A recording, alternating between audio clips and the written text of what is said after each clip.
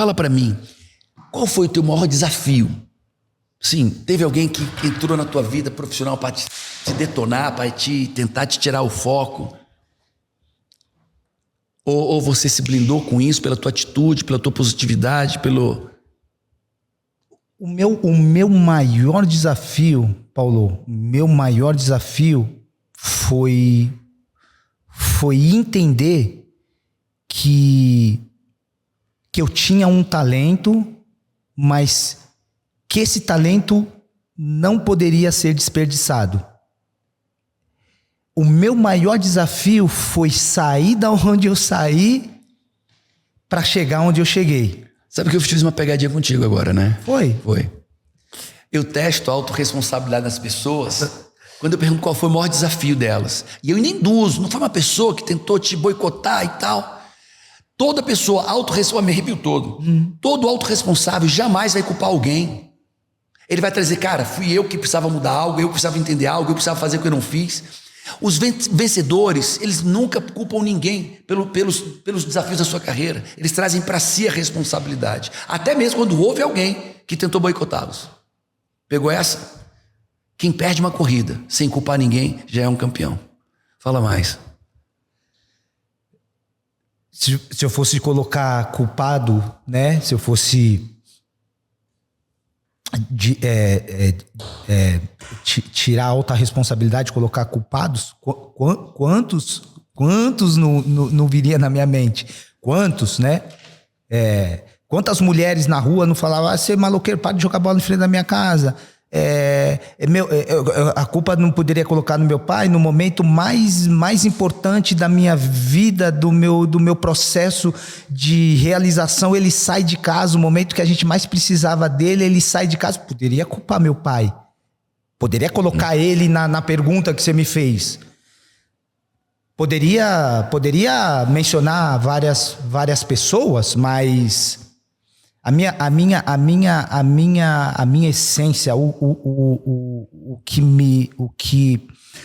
me ajudou a ter as minhas maiores realizações foi sempre olhar para o futuro, foi sempre sair do lugar, do estado atual, o estado desejado. Isso para mim foi fundamental, Paulo, porque quando eu tenho isso claro na minha mente, eu não olho para as dificuldades, eu não olho para aqueles que tentaram puxar o meu tapete, eu não olho para aqueles que desacreditaram, eu olho para aquilo que eu quero ir em busca, porque eu sei que no meio do processo vai ter dificuldades, vai ter desafios, no meio do processo vai acontecer, só que eu não posso ficar olhando para o processo, eu tenho que caminhar, tenho que seguir. E isso é a constância. Aí, se a gente for... Você mencionou alguns personagens da Bíblia, eu podia mencionar vários, mas o que vem na minha mente agora de constância de um personagem da Bíblia, que eu gosto muito de ler a Bíblia, eu aprendo muito com a Bíblia, é Abraão. Quando ele escuta a voz de Deus, sai da sua parentela, vai para a terra que eu te mostrarei.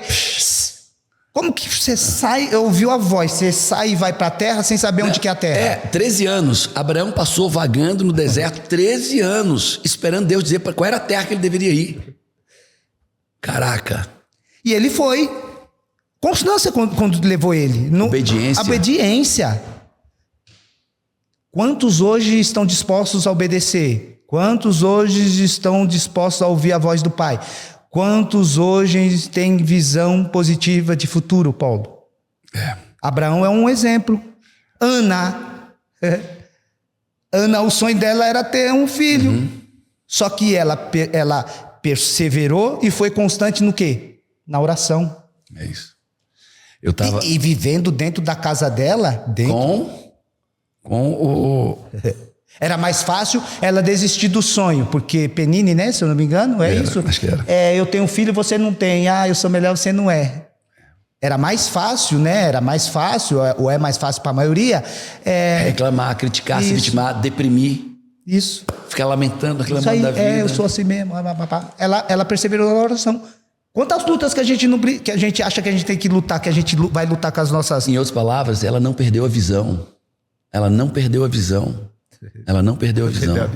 Ela não perdeu a visão. Ela não perdeu a visão nem embaixo e nem em cima. O que quer dizer embaixo e em cima? Na jornada, ela não perdeu na jornada. Porque quando ela chega lá em cima e que ela está na oração gemendo, o profeta chega nela e acha que ela está embriagada. É mais um motivo para ela desmotivar, né? É mais uma pedrinha no... Não é? Mais um baque. Mais um baque. Que é onde a maioria vai ficando por conta das adversidades que vai acontecer no meio do caminho. A maioria fica. São poucos, viu, Paulo, que é perseverante, que é constante, são poucos, mas vamos usar eles. Eu vou tirar você, por isso que eu tô usando, porque fica muito só para mim, só em mim, muito só em vocês. Vamos colocar então personagens que entraram para a história e que foram constantes, perseverantes, tiveram fé. Eu estava nos Estados Unidos. Aí estava numa cidade pequena, passando de carro com meus filhos. Aí vi um cemitério, estava aberto e dava para entrar de carro. Aí eu entrei.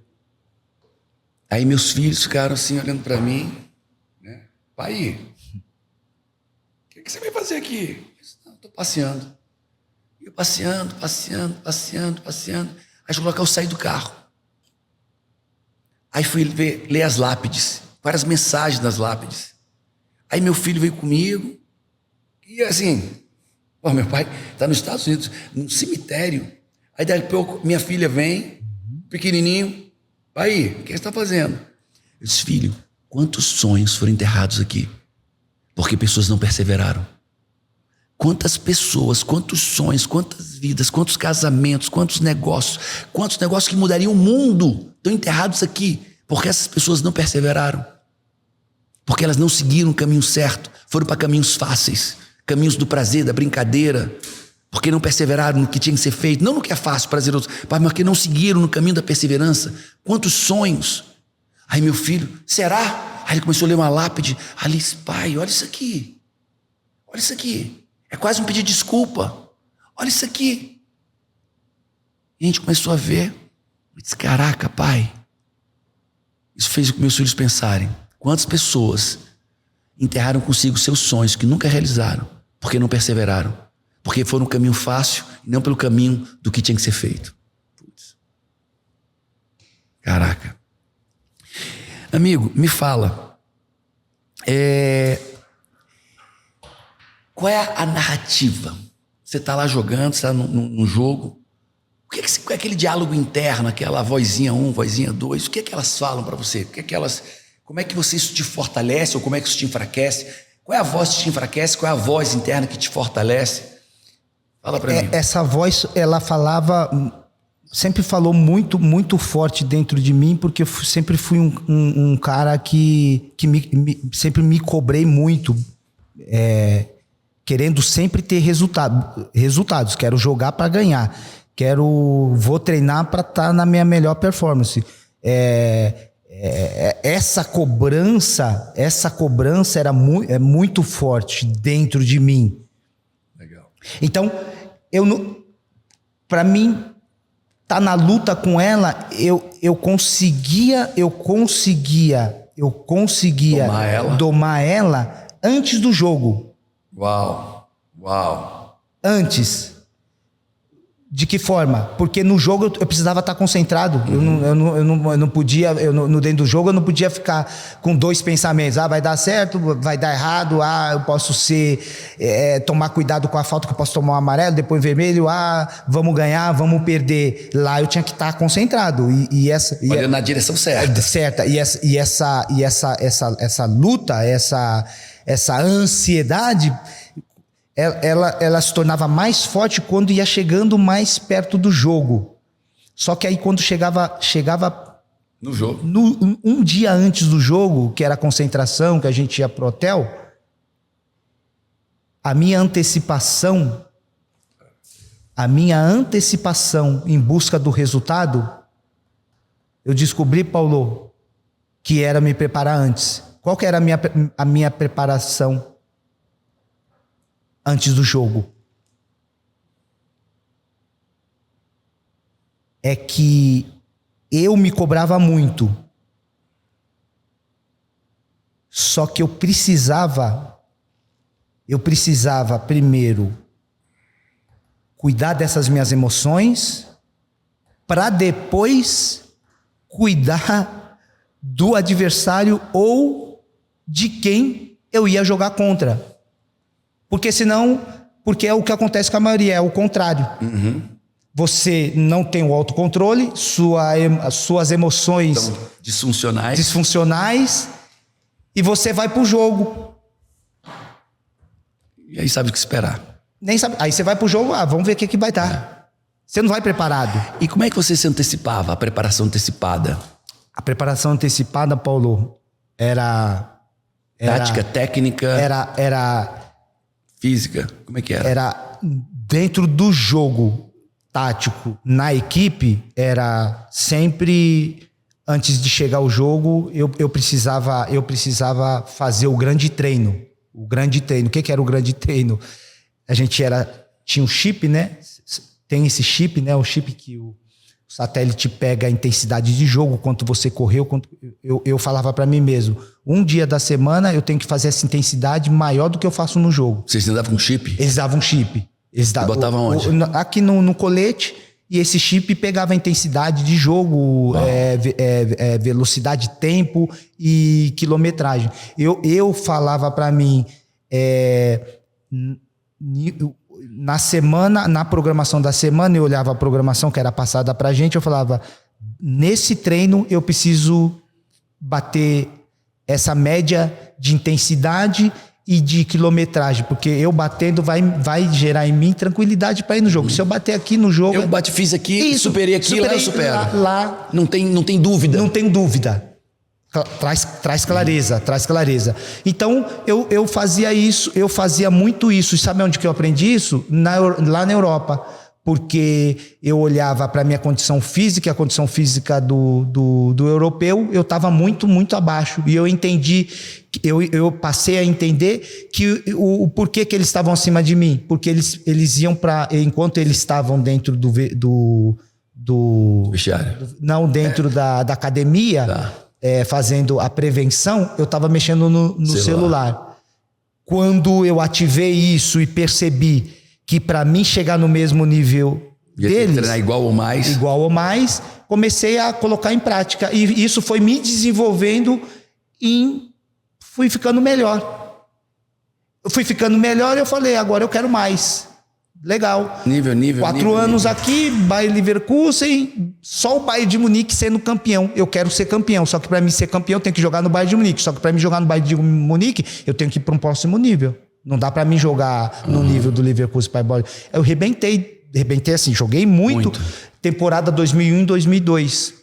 Se preparou acima da média. Acima da média. Pega isso. Você tem se preparado acima da média do mercado? Você tem se preparado acima da média dos teus concorrentes? Você tem se preparado acima da média dos desafios da vida?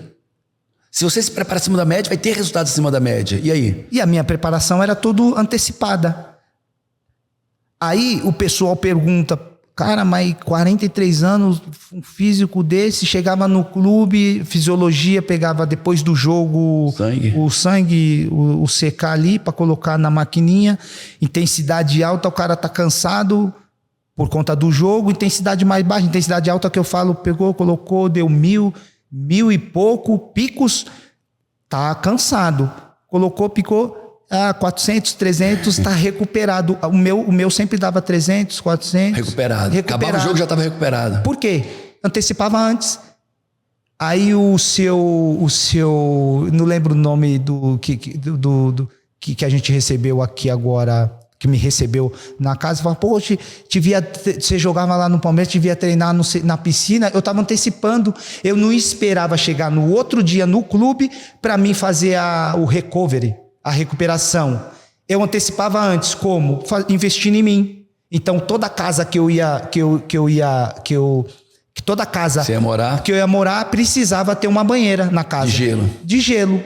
Porque eu colocava o gelo e depois colocava água quente. Minha recuperação começava ali. Aí eu investi. Você está disposto a preparar, acabar um treinamento, entrar na banheira de gelo, depois entrar numa banheira quente? Era assim que você fazia? É isso aí. Tá pronto para fazer isso? 4 graus centígrados, de 3 a 6 graus de temperatura, entrar na banheira. Cara, dói o dedão, dói, sai doendo tudo. No início parecia que... Por que você está dizendo isso? Porque no método CIS, 1h da manhã, ele acaba às 4, 5, todo dia, 1h da manhã do método CIS, eu entro na banheira de gelo. E passo 10 minutos com o meu preparador lá. Meu amigo, no início doía, parecia que o dedão ia explodir, parecia que o sangue queria sair pelo dedão. Isso aí. No outro dia você está zerado. Pô, na noite. Na noite você está zerado. Porque eu ia continuar mais 4 horas, no outro dia ia ter mais. Tem mais método CIS. Sim. Método CIS são 17 horas por dia de treinamento que eu dou. Então, eu tinha que me preparar para o dia seguinte. Eu já me preparava dentro do evento. Dentro do evento. Antecipação. Cara, pega o que esse gênio tá falando. Esse cara é um gênio do desenvolvimento humano. Não é só gênio do futebol, não. Ele falou de antecipação. E eu tô falando que o que funcionou comigo também era antecipação. Eu não ia me preparar, fazer o recovery de um dia no outro. Eu fazia no mesmo dia, antes do dia acabar. E outra coisa que ele diz, autocobrança. Sempre tive uma autocobrança.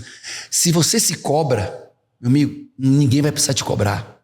Se você se cobra, teu chefe, teu time, teus torcedores, teu sócio, tua esposa, não vão precisar cobrar, porque você se cobrou antes, já entregou antes. Então pega essas 2 palavras, antecipação, se prepara antes e autocobrança. Quando você se cobra, meu amigo, ninguém vai precisar te cobrar depois, você se cobrou. Aí eu entendi na fisiologia que pós-jogo, a alimentação do carboidrato, ele acelera o processo de inflamação muscular, que é onde você mais teve o processo de desgaste. Quando eu saía do jogo, eu já, antes de sair do hotel, eu já pedia para o cozinheiro me dar o meu macarrão, que eu já comia ele depois do jogo, mesmo frio, e ia para minha casa, porque eu queria pegar esse tempo de recuperação. Chegava em casa, banheira... Chegava em casa, alimentação e dormia cedo. Chegava no outro dia, a fisiologia falava, nossa Zé, que você tá fazendo, mano? 40 e poucos anos, 300, 400 e poucos picos. Um menino de 20 anos agora tá com 1000 e tralalá. Foi antecipação, Paulo. E aí, na concentração, a antecipação, cuidando do meu corpo, que eu entendi lá atrás, não entendi 1 mês atrás, 2 anos, 3 anos, eu entendi lá atrás que o meu corpo era o meu instrumento de trabalho e que eu precisava cuidar dele, da alimentação, preparo físico. Quando eu tive esse entendimento, eu com 40 e poucos anos estava jogando de lateral, que é a posição que mais exige do atleta dentro do campo. E eu antecipava no físico e antecipava nas ações. Como? No clube, quando você vai para a concentração, hoje dentro de um, vamos colocar um clube que tem uma estrutura boa, todo clube tem uma estrutura boa, de 1ª e 2ª divisão. Dentro de todo clube hoje, ou sempre teve um sinuca, sempre teve cartas, só que hoje o que é que mais tem dentro do... Nem precisa ter estrutura, tem a rede social, né? Então, quando os jogadores, ou a maioria chega na concentração, a primeira coisa, depois da janta, vai pro Facebook, vai pro Instagram, vai pro chat, vai, só vai. O que eu fazia? Dentro do clube, já tinha análise de desempenho, que pegava toda a jogada do adversário e passava para o treinador passar para a gente antes da pré-eleição, ponto forte, ponto fraco do adversário. Eu sabia que dentro do clube já tinha essa análise. O que eu chegava e falava Você se antecipava. Eu falava pro Rafael, pega os lances do titular e do reserva que eu vou ter que marcar hoje. Passa mastigadinho para mim, porque na concentração eu vou precisar... Vou chegar sabendo. Vou antecipar. Eu preciso saber a característica. Ele é rápido, ele recebe na frente, ele gosta de bola longa. Ele me passava mastigadinho. Enquanto a maioria estava no poker, a maioria estava no Instagram, a maioria estava no... Eu tava... Vamos chamar isso de preparação antecipada. Preparação antecipada. Ei... É esse o segredo. Eu tô dando já o que o pessoal tá falando. Qual que era o segredo? É esse o segredo. Cara, pega. Antecipão, é isso aí. Pega. Ninguém chega a um lugar de destaque por acaso. Só Hollywood o cara se torna o melhor jogador sem preparação, sem treino. Entende o que esse cara está falando? Ele falou de autocobrança, ele falou de antecipação, de uma preparação antecipada. Ele falou que a voz interna dele ruim, ele calava, se preparando antes e vivenciando o potencial. Ele falou da constância, ele falou de foco, disciplina, resultados extraordinários, porque a constância pede foco e disciplina. Ele falou de clareza nos seus objetivos. Putz, grila. Rotina que gera prosperidade. Vou precisar dessa cartilha sua aí, que essa cartilha sua aí dá um... É um livro. Dá um livro. É um livro, é um curso. Dá um curso, Paulo. Amigo, fala pra mim. E aí, Paulo, deixa eu finalizar. Fala. E aí, ninguém entendia. Poxa, o Zé, 40 e poucos anos, era o primeiro rapidinho, menino novo, rapidinho, que jogava comigo, não dava certo, porque a tática do treinador cai pro lado do... Hoje, o futebol moderno, a tática é 4-3-3. Os 3 da frente são os rapidinhos, porque a maioria dos clubes joga hoje numa linha mais baixa, porque Brasil, não falo Europa, mas a cultura é resultado. Os treinadores no Brasil não têm essa confiança na diretoria, então joga por resultado, joga com a linha mais baixa, indo pro contra-ataque. Mais defesa, trazer o pessoal para trás. Defendeu, ganhou a bola, sai rápido no contra-ataque. Então precisa sempre dos rapidinhos do lado. E eu pegava os rapidinhos o tempo todo, com 40 anos. Eu não vou acompanhar um rapidinho com 40 anos. Eu já fui rápido. Só que eu não sou mais rápido. E como que eu conseguia neutralizar os rapidinhos? Sabia o que ele ia fazer. Sabia o que ele ia fazer. Então eu estudava eles antes.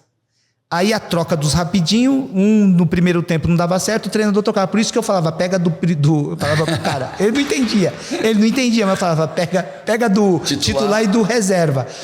Porque o titular, eu vou antecipar tudo, vou anular o jogo do cara. Isso, vai vir. O técnico vai se desesperar, vai botar o reserva e eu vou fazer a mesma coisa. Eu já tô sabendo tudo que o reserva faz. Preparação antecipada, técnica, emocional, tática. Comunicação. Putz. Sabe onde entra a comunicação? Estudei o meu adversário, ele é rápido, mais rápido que eu. Para ele não girar e vir para cima de mim, o que eu faço? Eu encurto. Só que se esse rapidinho, a característica dele não é buscar a bola no pé, é bola longa, o time está treinado para isso. O treinador falou, bola longa nas costas do Zé, que é tiozão. O menino rápido vai ter vantagem. A comunicação... Como que era a comunicação? Quem jogava do meu lado, Mina, Vitor Hugo, Edu Dracena, eu chegava para ele no café da manhã e falava, velho, eu assisti o vídeo do marcador do cara do menino que eu vou ter que marcar, velho, ele só gosta de bola longa. Vamos combinar já um negócio aqui? O treinador nem precisa falar isso para nós, mas eu já vi, vamos combinar. Chegar, não. Você... quando a bola estiver no volante que vai dar a Paulão, você que está de frente, você já sai. Se antecipa, porque você vai estar de frente e eu vou na tua posição. Você faz a minha, eu faço a tua. Comunicação. Parceria. Time. Gera o quê, Paulão? Resultado. Extraordinário. Porque resultado extraordinário. O camarada com 43 anos. O cara, campeão, com toda habilidade, ele não pensa em jogar só. Ele entende a importância do time, da parceria, da cooperação. A gente vê time, um competindo com o outro dentro da empresa, um competindo com o outro, dentro do time, um competindo com o outro. E ele trazendo uma parceria, a cooperação, não a competição. Cara, pega esse... Cara, isso aqui é um MBA. Aqui nós temos um MBA de alta performance, viu? E essa cooperação, sendo eu capitão, eu com a faixa no braço, eu tinha, de repente, autoridade para fazer o que eu quisesse dentro do clube. Só que sozinho eu não ia conseguir nada. Então, essa comunicação, e eu tendo essa visão do que é um líder autêntico, eu bato no meu peito, eu falo na minha chegada, como foi o meu último clube no Palmeiras, e na minha chegada eu bato no peito, falando para os meus companheiros, falar um para o outro que o Palmeiras é gigante, o Palmeiras vivendo no ano de centenário quase caindo para a segunda divisão, ou bate no peito e fala que o Palmeiras é grande, é mostrando para os meus companheiros que eles chegaram no clube porque para o Palmeiras voltar a ser o que era antes, dependia deles, dependia de nós. Então bate no peito... O problema não está lá fora. Não está lá fora. O problema está aqui dentro. Tá aqui dentro. Junto. A solução junto. Entendeu? Caraca. E aí você entra para a história de um clube que estava em dificuldade, desacreditado pelos torcedores. Aí hoje saio por aí, a maioria dos torcedores palmeirenses não fala para mim: poxa, Zé, vou ganhar aquele tricampeonato da Copa do Brasil, que você ergueu o troféu. Não falam isso, não falam: poxa, Zé, depois de 22 anos voltar a ganhar um campeonato brasileiro foi emocionante. Eles não falam isso. Sabe o que eles mais me falam, Paulo? Rapaz, aquele seu bate no peito e fala que o Palmeiras é grande para os companheiros lá, ativou em mim voltar a ir para o estádio de novo. Caraca. E acreditar que o Palmeiras ia voltar.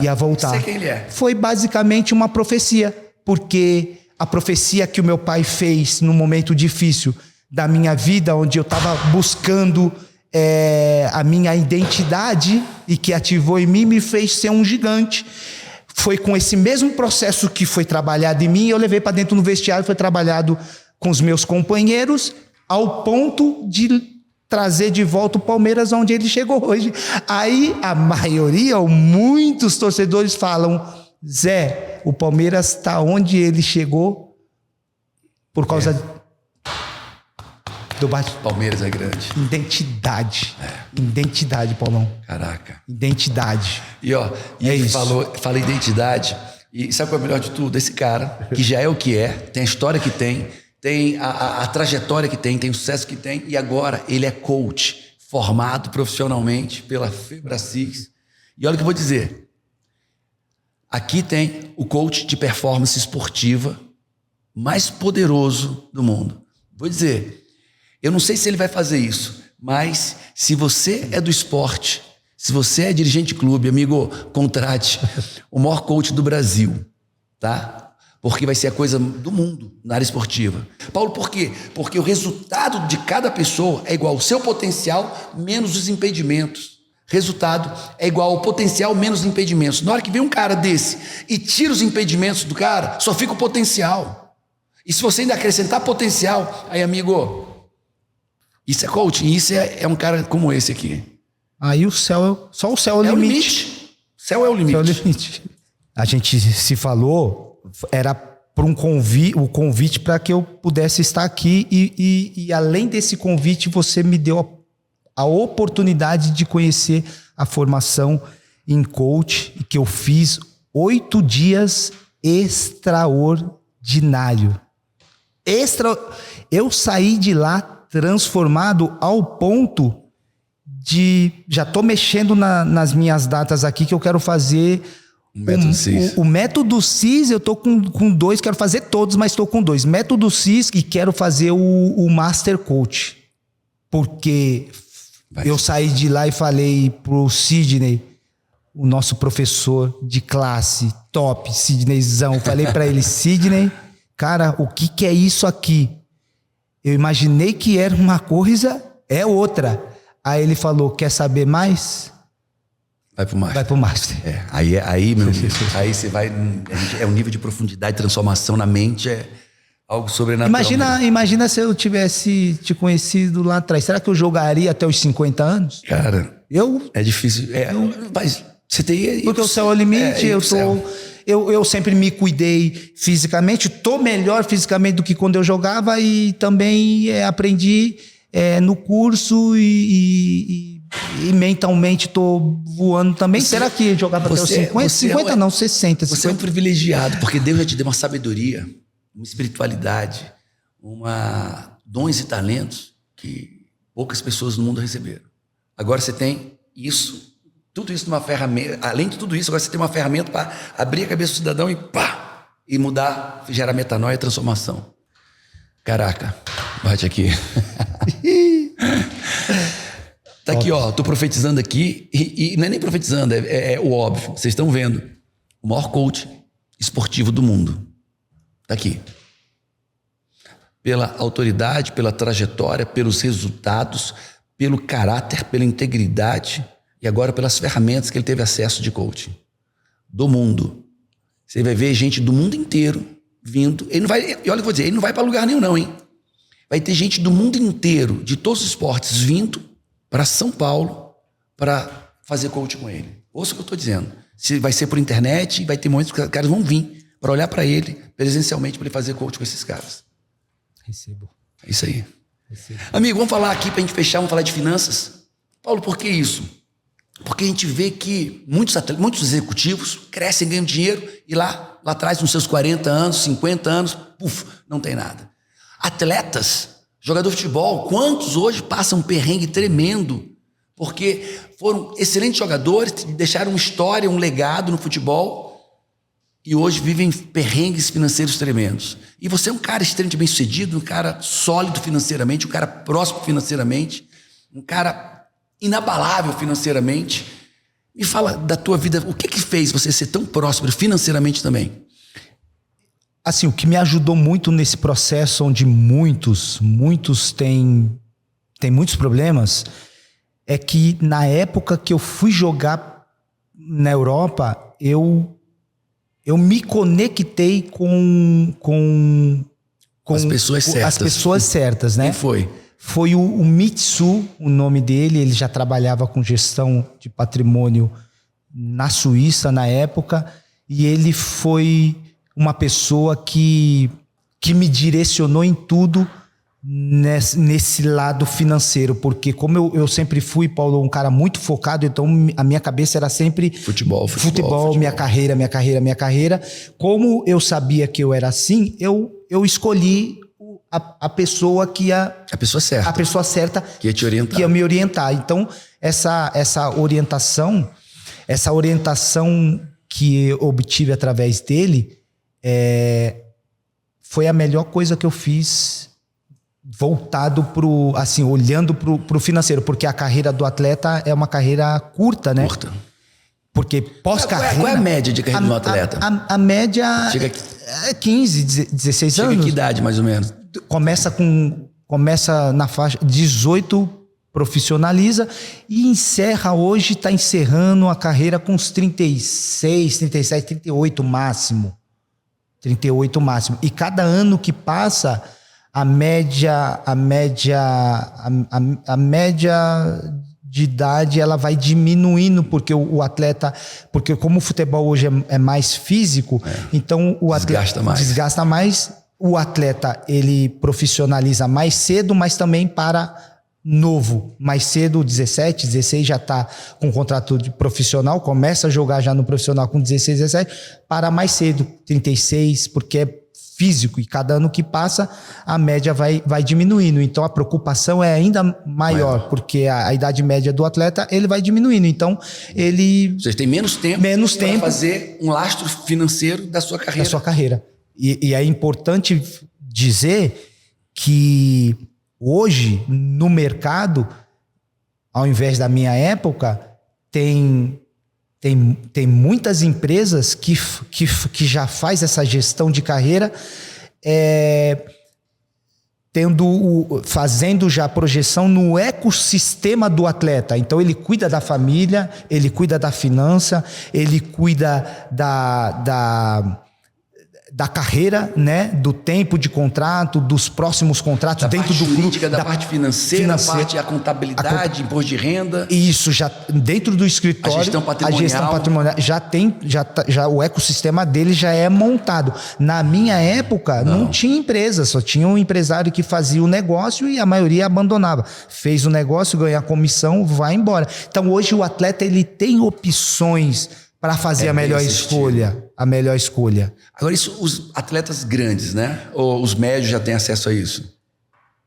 No Brasil, os médios todos já têm acesso a isso, porque essas empresas trabalham desde a base, segunda divisão e primeira divisão, né? De projeção de carreira. Então, hoje tem várias empresas que já faz isso, né? Não é só primeira divisão. Europa muito mais, né? Porque a mentalidade é outra. Mas no Brasil já tem bastante, sim.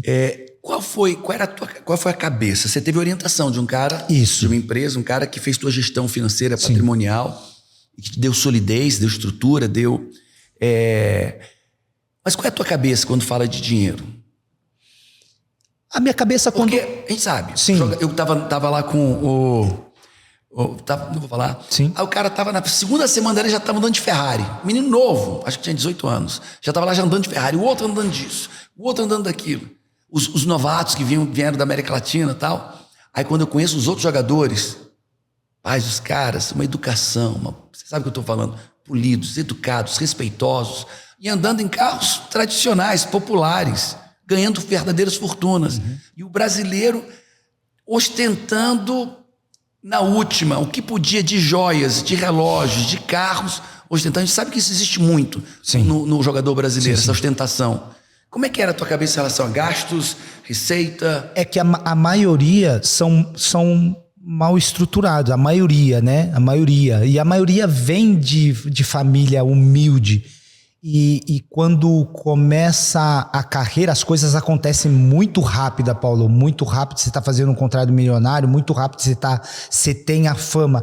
Se você não tiver uma estrutura mínima de pessoas que te orientam para seguir o caminho certo, para tomar a melhor decisão, a probabilidade desses jovens que a maioria começa a ter o acesso a essas coisas materiais, eles se perdem. Eu consegui, assim, ter essa maturidade por duas coisas. Uma, eu consegui porque eu encontrei nesse meu processo de mudança financeira e até mesmo profissional. Transformação, né? Porque não é uma mudança, é uma transformação. É transformação. Essa transformação porque eu encontrei esse gestor que me orientou em tomar decisão no que eu queria fazer com o meu dinheiro. Não é a projeção, mas ele fez o meu... Planejamento. O planejamento. Dentro do planejamento, eu tinha várias opções. Ganho o salário do mês, pega uma parte e deixa num fundo, investe, ou uma parte você pode levar para o Brasil. A maioria, na época, trazia para o Brasil porque não tinha quem orientasse. E nesse processo... eu tive esse gestor que me orientou. Ao mesmo tempo, eu tomei a decisão de casar novo, porque o meu sonho era ter uma família. E o casar novo me deu uma base, um fundamento muito sólido. E a mulher certa. A mulher é certa. 25 anos agora a gente completou, eu e a Luciana. Nos conhecemos na porta do bar lá, que meu pai... me chamou, eu vi ela na porta do bar chamando o pai dela também. Puts. Morava no bairro, ela no Parque Guarani, eu morava na Vila Ramos, então a gente já se conhecia, estudava na mesma escola. Eu fiz a escolha, quero casar cedo, porque o meu pensamento é ir já casado para a Europa, porque eu já ali no convívio com os atletas, eu via o quanto era difícil você ser solteiro e andar com solteiro, porque gera uma empolgação, você é empolgado, você tá com fama, você tem dinheiro, e a maioria, por isso que eu te falei, eu aprendia muito com o erro dos outros, eu via aquilo acontecer. Ele aprendia com o erro dos outros. E eu não queria pra minha vida, então eu olhava, não é legal, a turma ali... casa, vai morar fora sozinho, aqui não tá legal, então são decisões, eu tomei a decisão. E o assédio a um jogador de primeira divisão, no mundo inteiro, muito forte. É muito forte. E isso tudo é pelo ambiente, isso tudo é o teu... Lugares, pessoas que te dão acesso. Lugares, pessoas que te dão acesso a informação, conhecimento, oportunidades. Ele estava no lugar certo, com as pessoas certas, teve acesso a um gestor, que é o gestor dele. Há quantos anos já tem o gestor, esse cara? Já tem mais 98, eu conheci ele, 2022 agora. 24. 24 anos. Mas por que isso aconteceu, Paulo? Porque eu fiz a melhor escolha. Agora, diz uma coisa, ele teve o gestor certo, é inquestionável. Mas ele teve a humildade de obedecer às orientações. Quantas pessoas têm um gestor certo, um mentor certo, mas não obedece, faz o que quer da cabeça? Foi isso mesmo, Paulo. E outra, eu vou te falar outra coisa.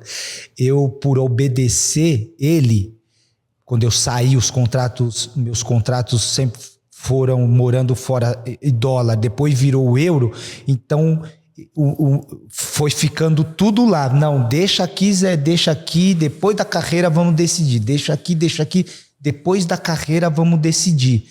Que época que o euro bateu quase 7 aí, 6 e pouco? Que época que foi? Tem uns 3, 6 meses? 3, 4 meses? 6 meses. Naquela época, pico maluco. Naquela época o dólar pro real a 2, até 3, eu ganhava 3, um dólar. Na época era R$2 ou 3. Naquela época. Aí, e hoje 6. 6. Seguir a orientação. O ficar lá me dá o direito de hoje. Se você trouxer para cá, traz 6 vezes mais. Olha só. Desculpa te cortar. A maioria trazia para cá para comprar posto de gasolina. A maioria trazia para cá para comprar apartamentos que o amigo indicava, que o empresário, a maioria. Hoje eu não sei como é que tá. Não mudou muito. Não mudou muito não, né? E por eu seguir a orientação de um gestor profissional, sério, com respaldo, com história de êxito na vida de outros jogadores. Cara, quantas pessoas estão ouvindo as pessoas erradas? Quantas pessoas estão ouvindo o primo que não tem sucesso financeiro nenhum, o amigo, o irmão que não tem sucesso financeiro nenhum, não tem êxito nenhum, aí diz, faz isso, e o cara vai e faz. Abre essa empresa, o cara abre, compra isso aqui, o cara compra. Mas por que você está dizendo isso? Você não tem êxito em nada na área financeira, na área empresarial, está me dando conselho. E o pior não é o cara dar conselho, o pior é o cara ouvir e fazer o que uma pessoa que não tem êxito nenhum está dizendo. Isso mesmo. Você está entendendo a sabedoria do Zé Roberto? A humildade, primeiro, de ouvir. Depois, de obedecer. Um cara experiente tem êxito, tá? E aprender com os erros dos outros. Mas a coisa mais barata do mundo é quando você aprende com o erro dos outros, porque tem gente mané demais, que os outros erram, o mundo grita, aconselha ele, e ele erra e não aprende nem com o erro dele, e repete o mesmo erro depois. É isso. Putz. E eu vou além. E você aprende com a virtude ou talento de quem está na sua frente. Porque quando eu queria ser... Aí... Eu olho aí meu sonho é disputar uma Copa do Mundo e vejo que quem está disputando comigo é um jogador esta classe, fora de outro planeta, Roberto Carlos. Aí eu olho pro Roberto Carlos, olho para mim, estamos disputando posição para jogar a próxima Copa do Mundo, aí eu olho para mim, eu reconheço que, cara, competir com esse cara aí vai ser difícil, então o que eu preciso fazer? Eu preciso ir pro plano B. Eu ouvi dizer alguém, não sei, alguém falou, não existe plano B. Para mim existiu o plano B. Porque se não tivesse o plano B, eu ia me frustrar. Cara, deixa eu dizer uma coisa. Talvez a pessoa tivesse certo. Talvez não fosse plano B, era redundância. No avião, quando você puxa a manete, tem um cabo, tem toda a estrutura. Se essa estrutura quebrar... Não tem um plano B, tem uma redundância. Tem outro equipamento para fazer a mesma função, para você chegar lá no destino. Talvez você tinha redundância. Redundância, é isso. A palavra correta, redundância. Porque você não queria chegar em outro canto. Não. O plano B é chegar em outro canto, você queria chegar lá. Mas você tinha uma ferramenta de redundância para te garantir chegar lá. Isso. E como que eu cheguei? Fui jogar em outra posição. Se preparou para jogar em outra posição. Me preparei para jogar em outra posição. Fez o quê? O que desenvolveu em mim? Ser um jogador... Flexível. É um jogador que eles falam hoje... gente. Coringa. Mas tem um outro nome. Ele é... Multifuncional. Multitarefa. Isso. Multifunção. Versátil. É essa palavra. Senta aqui com nós. É essa palavra, Paulo. Essa versatilidade fez com que o Parreira, na Copa do Mundo, colocasse o apelido de mim de facilitador. Olha. Essa versatilidade fez com que eu jogasse no Bayern de Munique, um dos maiores clubes do mundo, tanto de lateral, como de meia, como... Cara, e aí traz flexibilidade, traz humildade, flexibilidade. Cara, o que você é? Eu sou ponta direita. Cara, tudo bem, mas eu posso aprender outras coisas. Eu posso ser tudo que eu quiser no mundo. Só preciso aprender. Isso aí. Agora, só quem é humilde aprende. Só quem é humilde sai da sua posição, desse papel e se dispõe a viver outro papel. Caraca. Só quem é humilde aprende com Jesus, né, Paulo? Que quando ele entra para... eu queria fechar nosso bate-papo com isso, cara. Eu sei que você... para lavar os... Na época era normal, o judeu ele entrava na casa e lavava os pés. Jesus era o rei, Jesus o maior influenciador da sua época, Jesus o grande líder. Jesus, quando ele entra, ele lava os pés, ele entra para que os que estavam na casa lavar os pés dele, só que ele lava primeiro os pés. É incrível, né? Entra Jesus, as pessoas prontas para lavar o pé dele. Não. Eu vim aqui, não foi para ser servido, eu vim aqui para... Eu não vim aqui, aí Jesus fala, não lava meus pés, eu não vim aqui para ser servido, eu vim aqui para servir com a própria vida. Aí tem uma passagem em Romanos que diz assim, quer ser o primeiro? Seja o que sirva. Quer ser o primeiro de todos, seja o que sirva a todos. E aí tem gente se tornando prepotente, arrogante, quando Jesus Cristo, Filho de Deus, veio aqui para servir, para se humilhar. Tem gente querendo se ensoberbecer. Que é o maior exemplo. Caraca. Fala para mim, o quão tua fé, você é cristão? O como e o quanto tua fé te ajudou no êxito na tua carreira, na tua jornada? Paulo, a minha fé, eu acho que ela foi fundamental no meu processo de conhecimento, de realizações. A fé que eu tenho, ela despertou em mim no agradecer, mesmo sem conhecer a Deus. Toda noite, antes de dormir, eu agradecia. Primeiro agradecia e depois pedia. Tem muita gente pedindo para depois agradecer. Tem muita gente pedindo para depois agradecer. Eu pedia primeiro, pedia. Poxa, Deus, quero ser um jogador. Poxa, Deus, quero ter uma família, quero ter filhos. Só que você já tinha agradecido antes. Eu agradecia. E isso foi despertando muito a minha fé. Por quê? Porque sempre antes de dormir, eu via a minha mãe, a porta dela ficava sempre abertinha, eu via ela ajoelhadinha na cama, eu via ela ajoelhada, eu entendia que ali ela estava fazendo uma oração. E aquilo, antes de dormir, eu falava, poxa, minha mãe, a vida dela... Minha mãe, com a vida que ela tem, ela se humilha, ela tá ajoelhada, isso... Não tá se vitimando. Eu não via ela chorar, não via ela reclamando, eu via ela trazendo sustento para dentro de casa e essa era a imagem que eu tenho da minha mãe. A pedagogia do exemplo é muito poderosa. A pedagogia do exemplo, ensinar com o exemplo. Poderosa. E aí, quando no fim da formação que a gente fez agora lá na Febracis, no final que o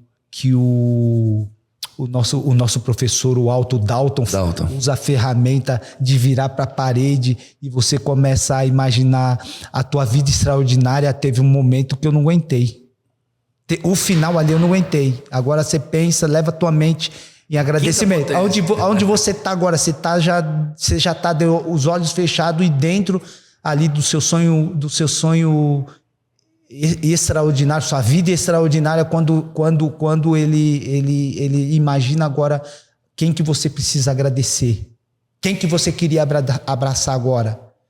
quando ele me leva, quando eu chego nesse estágio que a minha mente está no meu sonho extraordinário, a vontade que eu tinha era de abraçar a parede. Só que eu saí de lá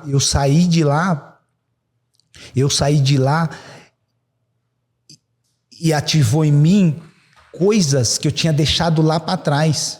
Uau. Caraca. Coisas que eu tinha deixado lá para trás, Paulo. Agradecer mais, agradece mais. Resgatar o que funcionou. O que funcionou. Eu saí de lá olhando para as pessoas e eu olhei as meninas 3 meninas da recepção, e quando eu passo por elas, eu vi que uma delas estava tomando água na garrafinha dela. Eu fui na banquinha ali na frente, peguei 3 águas, falei, dá 3 águas bem geladas. Comprei as 3 águas e voltei. Quando eu voltei, eu falei, pera, não toma essa água aí não, que a sua água deve estar quente, te trouxe uma água gelada. Aí ela olhou para mim, achou aquilo estranho, eu virei para ela e falei, qual é o teu nome? Aí elas falaram o nome delas e eu falei, eu trouxe essa água para vocês porque vocês passam o dia todo olhando para as pessoas e muitas são as vezes que eles ficam esquecidas. Toda pessoa grata retribui. Toda pessoa grata retribui. Você fez isso porque você queria retribuir porque você é grato. Só os gratos retribuem. Caraca. E aí, realizo mais um sonho de, poxa, aprender. Eu quero essa cartinha. Eu saí daqui maravilhado, Paulo. Cara, obrigado por tudo.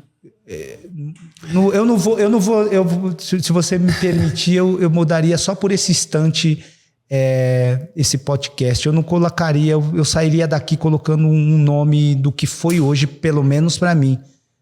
Não seria PV Cast. Para mim seria cara a cara com mito, com cara. É isso aí. Cara a cara com mito, com cara.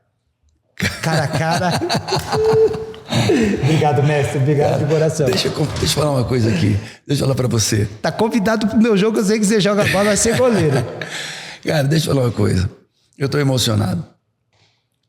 Eu tô com um mito do futebol brasileiro. Acho que foram umas 2 horas. Quanto tempo foi? 2 horas. Parece, hein, que foi 2. Cara, é louco. Parece que foi 2. Vamos fazer uma série disso aqui. Pra mim não parece 2 horas não, hein? 2 horas com um mito. Um cara que tem uma unção. Não, mito é você. Não. Um cara que tem uma unção de Deus, uma sabedoria, um cara que é referência como ele é. E eu poder estar aqui entrevistando esse cara. Cara, eu tô emocionado de estar aqui. Eu também. E aprender o que eu aprendi hoje. Eu quero essa cartinha. Reforçar tudo isso. Isso aqui é um livro, viu? É um livro, né? É um livro? Isso aqui é o teu próximo livro. Ei, top. Isso aqui é teu próximo livro. Vamos decupar tudo que você falou, porque isso aqui é teu próximo livro. Top. Então, eu estar aqui com você, amigo, é um privilégio, assim, saber de onde eu vim e poder estar entrevistando um mito do futebol brasileiro, um cara do mito, não só do futebol, mas dos clubes, do mundo, da Europa, dos melhores times do mundo. Cara, isso aqui é um momento importante na minha vida. Na minha também. E ó, meu time tá lembrando que eu tenho uma forma de dizer obrigado para você. Traz aqui. Isso aqui é uma pequena lembrança. Uma pequena lembrança aqui que a gente tem para você, porque eu sei que isso aqui, esse momento vai continuar, a gente vai estar conectado. Nós temos o mesmo espírito, a gente tem o mesmo amor pelo ser humano. Sua vida foi mais difícil do que a minha na infância, a minha na fase adulta foi mais difícil que a sua. E a gente se completa nas nossas dores e na nossa missão. A gente vai fazer coisa grande nesse mundo. Obrigado, Paulo. Posso te dar um abraço?